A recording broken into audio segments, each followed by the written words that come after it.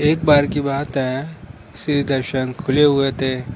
सब संगत श्री दर्शन कर रही थी। किनारे से साइड से भगत जी खड़े हुए थे और वो छुप छुप के शुमाई के दर्शन कर रहे थे। शुमाई के दर्शन कर रहे थे, फिर छिप रहे थे, दर्शन कर रहे थे, छिप रहे थे। उनमें से कुछ प्रेमी उन भगत जी को देख रहे थे लगातार कि शुमाई को ये छिप छिप के दर्शन क्यों कर रहे हैं। फिर कुछ देर बाद वो शुमाई को अंगूठा दिखाते, फिर छिप जाते, अंगूठा दिखाते, फिर छिप जाते। अब संगत लगातार ये देख रही थी कि ये छिप छिप के पहली बात तो दर्शन क्यों कर रहे हैं, फिर ये छिप छिप के श्री गुरु महाराज जी को अंगूठा क्यों दिखा रहे हैं। फिर उनमें से कुछ गुरुमुख प्रेमी उन भगत जी के पास गए।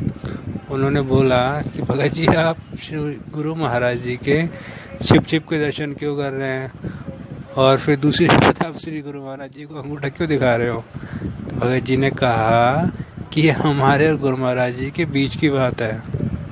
अब भगत जी कह रहे कि आप और गुरु महाराज जी के बीच की बात। पहली बात तो श्री गुरु महाराज जी के दर्शन करना इतने मुश्किल होते हैं, और ये बात आपकी और श्री महाराज जी के बीच की बात है। आप कब मिले श्री गुरु महाराज जी से। तो उन्होंने कहा कि ये बहुत लंबी बात है, यहाँ बताऊंगा तो काफ़ी देर हो जाएगी, इसलिए मैं आप सभी को बाद में बताऊंगा। फिर वो भगत जी शाम के टाइम रूम पर शियानपुर में उन सबको मिले। फिर उन्होंने ये घटना सुनाई। तो घटना ये इस प्रकार है कि पहले भगत जी ने नामदान नहीं लिया हुआ था। उनकी जो मिसेस भक्तानी थी, उन्होंने नामदान लिया हुआ था। भगत जी काफ़ी ये पूजा पाठ में विश्वास नहीं करते थे। तो एक दिन ऐसा हुआ कि भगत जी बाहर लॉबी में बैठकर चाय पी रहे थे और उनकी भक्तानी श्री आरती पूजा कर रही थी। तो बीच में सुबह के श्री आरती पूजा में लाइन आती है, भव सागर से हमें उबारो, करुणा जहाज बना करता रहो। भगत जी अखबार पढ़ रहे थे। पढ़ते पढ़ते भगत जी को हार्ट अटैक आया और उनके मन में यही बात रही जो भक्तानी श्री आरती पूजा गा रही थी, भव सागर से हमें उबारो, करुणा जहाज बना करता रहो। तो उनके अंतिम क्षणों में यही शब्द उन्होंने रट लिए, भव सागर से हमें उबारो, करुणा जहाज बना करता रहो। जब भगत जी एक्सपायर हुए, फिर उन्हें कुछ यमराज के जो दूत हैं वो लेने आते हैं और उन्हें ऊपर ले जाते हैं। फिर उनका जो चिट्ठा था वो खोला गया, एलईडी के सामने सब दिखाया गया कि तुमने तमाम उम्र क्या क्या करा है। तो वहाँ पे सब एलईडी में दिख रहा था और भगत जी लगातार वो देख रहे थे। फिर यमराज बोले, अरे तुम्हारे कर्म तो सही नहीं है।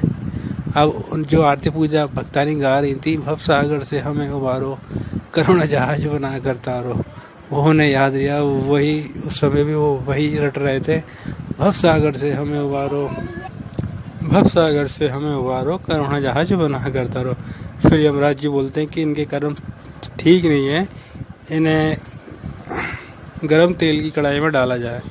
फिर भगत जी को गरम तेल की कढ़ाई में डालते हैं। फिर वो कढ़ाई खाली होती है, उसमें तेल डालते हैं। फिर वो गुरु महाराज जी को याद करते हैं, हे श्री गुरु महाराज जी हमें बचाइए। श्री गुरु महाराज जी प्रकट होते हैं। अब वो जैसे तेल डालते हैं कढ़ाई में, श्री गुरु महाराज जी अपना अंगूठा उसमें डाल देते हैं।